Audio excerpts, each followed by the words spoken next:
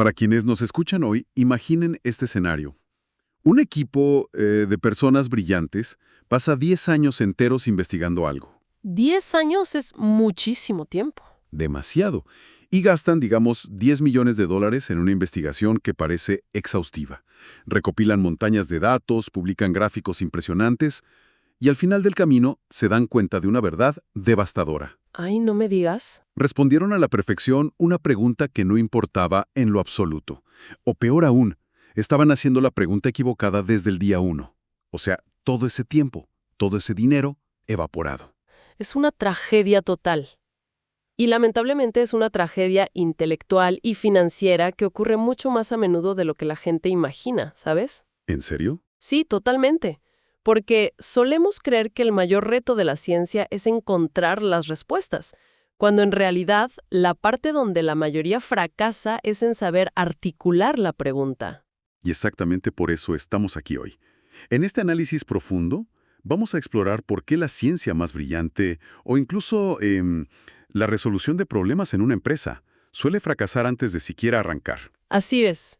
Vamos a decodificar los secretos de la metodología de la investigación científica, enfocándonos en un arte muy específico, que es cómo plantear un problema.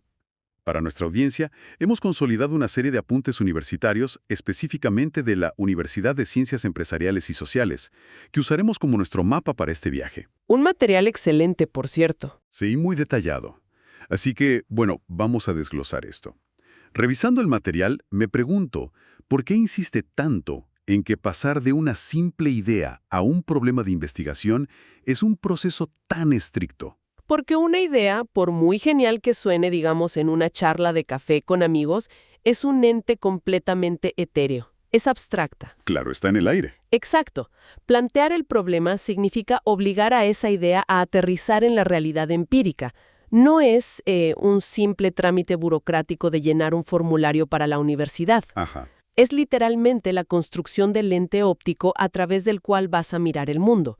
Si tu idea no puede transformarse en algo que pueda ser observado o medido o analizado con datos reales, entonces no estás haciendo investigación, estás haciendo poesía o filosofía. Que son increíbles, pero... Claro, ambas son muy valiosas, pero no te van a dar datos empíricos concretos. Logía. A veces creemos que investigar es como, no sé, tirar una gran red al mar a ver qué peces sacamos. Sí, esa es la noción popular. Pero leyendo sobre esta necesidad de precisión en los apuntes, creo que se parece más a sintonizar el dial de una radio analógica antigua. O sea, si tienes una idea general, sabes que quieres escuchar música clásica. Ajá. Pero si no ajustas la frecuencia exacta, digamos la 95.3, lo único que vas a obtener es estática. Los datos que recolectes van a ser ruido puro. Esa es una metáfora perfecta. El ruido es el enemigo número 1 de la investigación empírica. Y para sintonizar esa frecuencia con precisión quirúrgica, los apuntes nos indican que un problema bien planteado no es un bloque de texto aleatorio. ¿No? ¿Qué es entonces? Es un ecosistema. Está compuesto por varios elementos que son inseparables. Tienes los objetivos, las preguntas de investigación, la justificación, la viabilidad y, muy importante, la evaluación de lo que ya se sabe del tema. O sea, todos operan juntos para afinar ese dial. Exactamente. Todos son engranajes de la misma máquina. Bueno, hablemos de cómo se afina exactamente ese dial. El texto menciona que un problema debe vincular conceptos y variables de manera explícita. Y aquí es donde quiero presionar un poco, hacer de abogado del diablo. A ver, dime. En la práctica, ¿qué significa esto? Si yo digo, quiero investigar el clima y la agricultura, ¿no es eso suficiente para empezar a trabajar? Absolutamente no. ¿Por qué? Porque clima y agricultura son conceptos tan, pero tan vastos que te ahogarías en información al segundo día. Claro, son gigantes. Lo fascinante aquí es que la relación entre las variables debe ser observable en el mundo real. No puedes medir el clima como un concepto abstracto. Tienes que definirlo. Darle un valor. Exacto. Por ejemplo, medir los milímetros cúbicos de lluvia en una región específica. Y no puedes medir la agricultura así nada más. Tienes que medir, digamos, las toneladas de maíz producidas por hectárea. Ah, ok. O sea, pasas de ideas gigantes a cosas tangibles. Sí, cuando dices, ¿cómo afecta la variación de los milímetros de lluvia al rendimiento en toneladas de maíz en esta región específica? Ahí recién tienes variables conectadas empíricamente. Esa es la sintonía fina de la que hablábamos con tu radio. Entendido. Pasamos de lo abstracto a lo puramente medible. Y una vez que hemos sintonizado la frecuencia del problema, necesitamos saber hacia dónde vamos. Aquí es donde entran los objetivos de la investigación. El documento de la UCES traza una línea gruesa entre el objetivo general y los objetivos específicos. Es que cumplen funciones radicalmente distintas en el estudio. A ver, El objetivo general es tu destino final, la meta, y solo puede haber uno. Es la respuesta directa a tu pregunta central de investigación. Los objetivos específicos, en cambio, son el mapa de ruta. son como los pasitos, ¿no? Exacto. Son los pasos analíticos progresivos que, una vez completados, te garantizan haber alcanzado ese gran objetivo general. Y aquí es donde los apuntes se ponen muy pero muy estrictos con la gramática. Específicamente exigen que todo objetivo comience con un verbo en infinitivo. Y mencionan algo llamado la taxonomía de Bloom. Hoy, la taxonomía de Bloom es fundamental para cualquier investigador. Suena a clase de biología. Suena, sí, pero clasifica los verbos según la complejidad del pensamiento cognitivo que requieren. No es un capricho lingüístico de los profesores, es una herramienta de diseño metodológico real. Espera, déjame hacer una pausa aquí. Si los objetivos específicos son los pasos para llegar a mi meta, ¿no corremos el riesgo de que la gente termine haciendo una lista del supermercado? ¿Cómo así? Por ejemplo, si mi objetivo general es investigar la satisfacción de los clientes en una tienda, mis objetivos específicos podrían ser 1. Imprimir encuestas. 2. Pararme en la puerta. 3. Preguntarle a la gente. ¿Eso cuenta como objetivos específicos? Esa es exactamente la trampa en la que caen los investigadores novatos. Es una confusión peligrosísima. Entonces no sirve. Para nada. Imprimir encuestas o pararse en una puerta no son objetivos. Son tareas logísticas. Son cosas de tu agenda diaria. Exacto. Son actividades, no logros intelectuales. Los objetivos específicos, respaldados por esta taxonomía de Bloom, son peldaños de conocimiento. Por ejemplo, el primer escalón para tu tienda podría ser identificar el perfil demográfico de los clientes. Ok, el verbo es identificar. Y es un verbo de conocimiento básico. El segundo escalón podría ser analizar la frecuencia de quejas. Analizar ya requiere desarmar la información para entenderla. Es más complejo. Mucho más. Y el tercer escalón podría ser evaluar el impacto del servicio en las ventas. Evaluar es el nivel cognitivo más alto en esa escala. ¿Ves la diferencia? Son metas analíticas que crecen en complejidad. ¡Wow! Esa distinción lo cambia todo.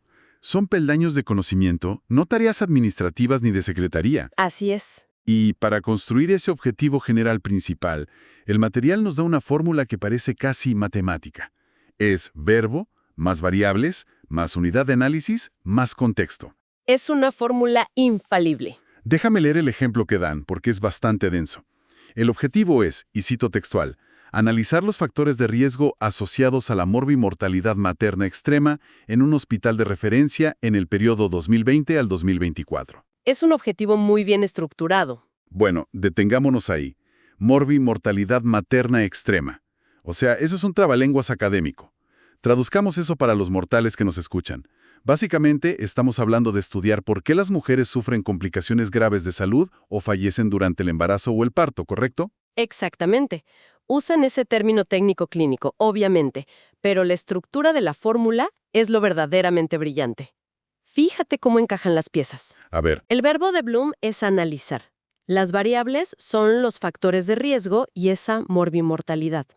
La unidad de análisis, es decir, dónde o con quién vamos a medir esto, es el hospital de referencia. claro, no es en todo el país, es en ese hospital. Así es. Y el contexto está clarísimo, es el periodo 2020 al 2024. Si aplicas esta fórmula, evitas desviarte. Si en medio de la investigación, digamos, te ofrecen datos del año 2019 o de otro hospital de la ciudad, sabes que debes rechazarlos. Porque no encajan en tu fórmula matemática original. Exacto, mantienes el foco. Es como un escudo contra las distracciones. Ahora, tener un problema súper bien sintonizado y objetivos perfectamente redactados suena idílico, suena hermoso, pero la ciencia no se hace en las nubes. Definitivamente no. Y aquí entra la sección que considero el baño de realidad de este análisis profundo. La justificación y la viabilidad. Porque una cosa es querer investigar algo y otra muy distinta es que tenga sentido o sea siquiera posible hacerlo. Totalmente. Hay que recordar que la investigación consume tiempo humano, consume dinero y recursos técnicos. Por lo tanto, debes justificar de manera contundente por qué el mundo necesita que hagas esto. Claro. Los apuntes nos detallan dimensiones muy pragmáticas para justificar un estudio. Te obligan a preguntarte, a ver, ¿esto tiene valor teórico? Es decir, ¿estamos llenando un agujero real en la enciclopedia del conocimiento humano? Ajá. Y más allá de la teoría, ¿tiene relevancia social o implicaciones prácticas? ¿Ayudará a resolver un problema en una comunidad o a optimizar un proceso en una industria? Allí es donde se pone realmente interesante para mí, porque te das cuenta de que un buen científico también tiene que pensar un poco como un administrador de empresas o un gerente de proyectos. Tienes que hacerlo. La sección de viabilidad te golpea con preguntas muy incómodas. ¿Tengo el conocimiento técnico para manejar estos datos estadísticos complejos? Y seamos brutales, ¿tengo el dinero para pagar las licencias de software? O el equipo de laboratorio. Exacto. ¿Tengo el tiempo para observar a los sujetos durante 6 meses seguidos? ¿O el acceso real a la población que quiero estudiar? Es un filtro implacable y absolutamente necesario. Imagina que diseñas un estudio fascinante sobre los patrones de sueño de los astronautas en la Estación Espacial Internacional. Suena a premio Nobel. Tus objetivos son perfectos, tu justificación es sólida, pero la pregunta es, ¿tienes acceso a los astronautas? Claramente no. ¿Tienes el presupuesto para obtener esos datos médicos clasificados? Si la respuesta es no, el estudio es inviable.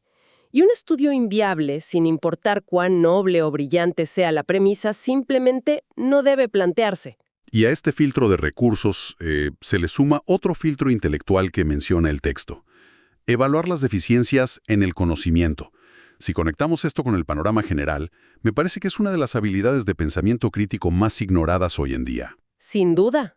Evaluar las deficiencias significa revisar exhaustivamente qué es lo que ya se sabe del tema antes de lanzar tu propia investigación. Leer lo que otros hicieron. Claro, la ciencia avanza apoyándose en lo que ya se descubrió.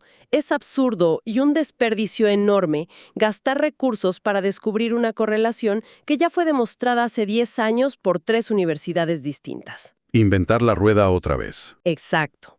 Identificar la deficiencia significa decir, mira, sabemos A, sabemos B, pero nadie ha conectado cómo A afecta a B en este contexto hiperespecífico. Ese vacío, esa brecha, es tu territorio de investigación. Y si llevamos este marco de deficiencias en el conocimiento a nuestra vida diaria, es alucinante. Piensen en la cantidad de discusiones acaloradas en redes sociales o debates en la televisión donde las personas discuten frenéticamente, Todos los días. tratando de descubrir o probar cosas que ya están resueltas o desmentidas por la literatura disponible. Discuten sin haber hecho el filtro de qué conocimiento ya existe. Si aplicaran este rigor metodológico, te juro que el 90% de los debates ruidosos se apagarían en 5 minutos. Estoy de acuerdo, es una excelente aplicación del concepto. El rigor metodológico es, en el fondo, una disciplina mental para evitar el autoengaño y la redundancia. Bien, entonces recapitulemos el viaje hasta aquí. Tenemos el dial sintonizado, sabemos que tenemos el dinero, el acceso y que nuestro enfoque es totalmente novedoso porque encontramos una brecha. Es hora de ponerle un nombre a nuestro proyecto. El título. El título, sí. Y aquí, sinceramente, esperaba que el material hablara de cómo ser creativos y atrapar al lector con metáforas, pero en cambio nos dan una fórmula casi robótica que busca una exactitud absoluta. Nos hablan del método LQPSCA y de un límite ideal de 15 palabras. Es que la creatividad literaria no tiene lugar en el título de una investigación científica. ¿Ah, no? No, para nada. Piensa en el título como una base de datos indexada. Otros investigadores van a buscar tu trabajo en inmensos repositorios globales usando palabras clave. Si tu título es, digamos, metafórico o poético, nadie lo va a encontrar jamás. Tiene sentido. La economía del lenguaje aquí es extrema. Cada palabra debe ganarse su lugar. Y el método LQPSCA es como un archivo zip hipercomprimido que contiene toda tu investigación. Vamos a desempacarlo para la audiencia. La L es el lugar, la Q son los quiénes o qué, la P es el problema, la primera C es la causa, la segunda C es la consecuencia y la A final es el aporte. Es una herramienta de diseño fabulosa. Aplicándolo al ejemplo de los apuntes de la UCES, digamos que estamos observando una universidad, la Universidad X. Ese es nuestro lugar, la L. Ok, lugar listo. Analizamos a los docentes, esos son los quiénes, la Q. Observamos que existe un desempeño bajo, ese es nuestro problema, la P. Hasta ahí vamos. Universidad, docentes, desempeño bajo. Detectamos que la causa es una baja motivación. Ahí tienes la primera C. La consecuencia evidente es que la enseñanza deficiente afectará a los alumnos, segunda C. Y nuestro aporte a este caos será proponer un plan de incentivos laborales. Esa es la A. Y al destilar todo eso y eliminar la grasa, el título resultante que pone el documento es Directo a la yugular. Desempeño laboral y plan de incentivos en docentes de la Universidad X. 15 palabras. 15 palabras exactas. Sabes perfectamente el problema, la solución propuesta, la población y el lugar. Más allá de las reglas estéticas como no usar abreviaturas o evitar a toda costa términos ambiguos, aprecio profundamente cómo esto previene lo que en gestión de proyectos llaman el scope creep, o la desviación del alcance.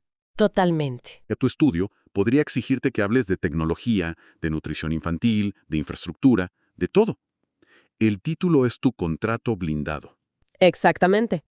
El título es una frontera que tú mismo estableces para proteger tu proyecto de esas exigencias. Claro. Y hablando de fronteras y alcances, eso nos lleva al último gran pilar que se aborda en el material de estudio, la definición del alcance de la investigación. Ya sabemos qué vamos a medir, por qué lo vamos a medir y cómo se llama. La pregunta ahora es, ¿qué tan profundo vamos a cavar en la Tierra? Y los apuntes detallan 4 niveles fundamentales para estructurar hasta dónde llegará el conocimiento de un estudio. Y para no hacer de esto una simple enumeración teórica, creo que la forma más clara de entender cómo funcionan estos 4 niveles es verlos en acción en la vida real. Me parece una gran idea. Y no hay mejor ejemplo reciente de cómo el alcance científico evoluciona a nivel global que lo que todos vivimos con la pandemia de COVID-19. Es el caso de estudio perfecto, porque ilustra maravillosamente la progresión lógica del conocimiento científico. Empecemos con el primer nivel. El primer nivel que mencionan las notas es el exploratorio. Este nivel se usa cuando el terreno es completamente desconocido. Son fenómenos nuevos. El objetivo aquí no es dar respuestas definitivas, sino preparar el terreno, familiarizarse con el fenómeno e identificar conceptos clave. Si usamos nuestra máquina del tiempo y volvemos a finales del 2019, eso es exactamente lo que pasaba. Médicos en Wuhan empezaron a notar casos de una neumonía atípica. Sí, nadie sabía nada. Nadie sabía qué era, de dónde venía, ni cómo se comportaba. Los estudios en ese momento eran puramente exploratorios. Decían cosas como, tenemos pacientes con estos síntomas extraños, y los tratamientos habituales de neumonía no funcionan. Estaban literalmente tanteando en la oscuridad para encontrar las variables. Correcto. Ese es el alcance exploratorio. Y una vez que la exploración inicial nos confirma que hay un fenómeno real y observable, pasamos al segundo nivel, el descriptivo. El nivel descriptivo, ok. Aquí la ciencia saca la cinta métrica. Los estudios descriptivos buscan especificar las propiedades, las características y los perfiles de personas o grupos sometidos al fenómeno.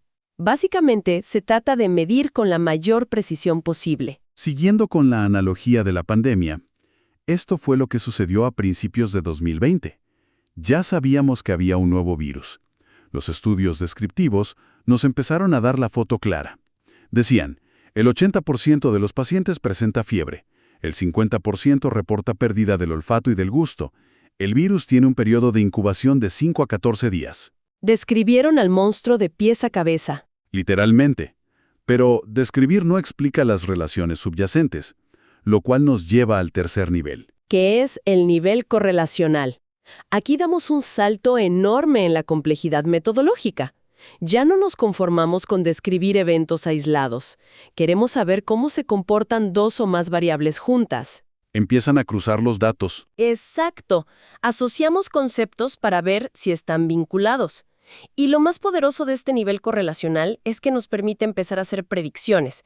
Si sabemos que la variable A fluctúa al mismo tiempo que la variable B, podemos prever escenarios. En nuestro caso histórico del COVID, los estudios correlacionales fueron los que nos salvaron la vida logística en los hospitales. Los científicos empezaron a cruzar datos masivos y descubrieron correlaciones vitales. Como la edad. Exacto. Descubrieron que a mayor edad del paciente, mayor probabilidad de hospitalización, o que pacientes con comorbilidades previas como la diabetes tienen un riesgo estadísticamente mucho mayor de requerir cuidados intensivos. Encontraron cómo se relacionaba el virus con otras variables del paciente. Pero nota algo fundamental aquí. Saber que existe una correlación no significa saber la causa exacta de por qué ocurre. Claro, no sabes el mecanismo. Exacto. Y esa es la cima de la montaña metodológica.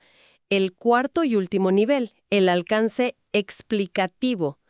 Estos estudios son los más estructurados y complejos de todos. Su único objetivo es determinar las causas de los eventos. Responden al gran ¿por qué? Es el santo grial de la investigación. En la pandemia, el nivel explicativo se alcanzó cuando los biólogos moleculares lograron entender exactamente el mecanismo de acción. Ya no solo decían, el virus enferma a la gente mayor. Claro. Explicaron el por qué. Descubrieron que la famosa proteína Spike del coronavirus encajaba como una llave perfecta en el receptor AC2 de las células humanas, secuestrando toda su maquinaria. Nos dieron la relación causa y efecto definitiva, lo que finalmente permitió diseñar las vacunas. Es un ejemplo brillante. Y ese recorrido ilustra una de las advertencias más importantes de los apuntes de la UCES. Ningún nivel es inherentemente superior o mejor que otro. A veces la gente cree que sí, ¿no? Sí, a veces existe una arrogancia intelectual donde se asume que si un estudio no es explicativo, no tiene valor empírico. Pero como vimos con el virus, era biológicamente imposible llegar a explicar la proteína Spike sin antes haber hecho los estudios exploratorios y descriptivos básicos. La investigación es un ecosistema continuo. Y el material señala además que un mismo proyecto de investigación es un organismo vivo. No es una camisa de fuerza. ¡Para nada! Puedes arrancar con un enfoque puramente exploratorio porque la literatura sobre tu tema es escasa, pero a medida que recolectas datos y te adentras en el campo, el estudio puede evolucionar de forma natural hacia un diseño descriptivo o incluso correlacional. Todo depende del estado del conocimiento y de la agudeza del investigador para adaptar su dial. Y para asegurarse de que ese alcance no se pierda en el vacío, los expertos recomiendan estructurar el análisis visualizando el problema como un embudo. Un embudo, a ver. Es decir, comenzar analizando cómo se manifiesta el fenómeno a nivel de tendencias globales, luego hacer un zoom para observar cómo impacta en un país específico y finalmente aterrizar en las evidencias concretas de una comunidad local. De lo macro a lo micro. Exactamente. Esa estructura garantiza que, por más pequeño o local que sea tu estudio, esté firmemente anclado a la corriente del conocimiento universal. Qué viaje más fascinante hemos dado hoy a través de los cimientos del conocimiento científico. Para quienes nos escuchan, recapitulemos brevemente este proceso de sintonización. Me parece perfecto. Empezamos derribando el mito de la idea genial, para entender que el rigor empírico es lo único que separa a la ciencia de la mera especulación. Vimos cómo los objetivos no son listas de tareas de oficina, sino escalones cognitivos diseñados meticulosamente con la taxonomía de Bloom. Pasamos por el choque de realidad de la viabilidad. Exacto, esa auditoría de nuestros recursos y la humildad necesaria para buscar las deficiencias en el conocimiento previo. Entendimos la brutal eficiencia matemática de crear un título con el método LQP-CCA para evitar que el alcance se descontrole. Y finalmente, vimos a través del prisma de la historia reciente cómo la ciencia evoluciona, desde simplemente explorar en la oscuridad hasta explicar las causas moleculares de nuestro mundo. Es un andamiaje lógico monumental. Cuando comprendes verdaderamente esta estructura metodológica, te das cuenta de que no es solo un manual para aprobar una tesis universitaria. Es un sistema operativo completo para el pensamiento crítico riguroso.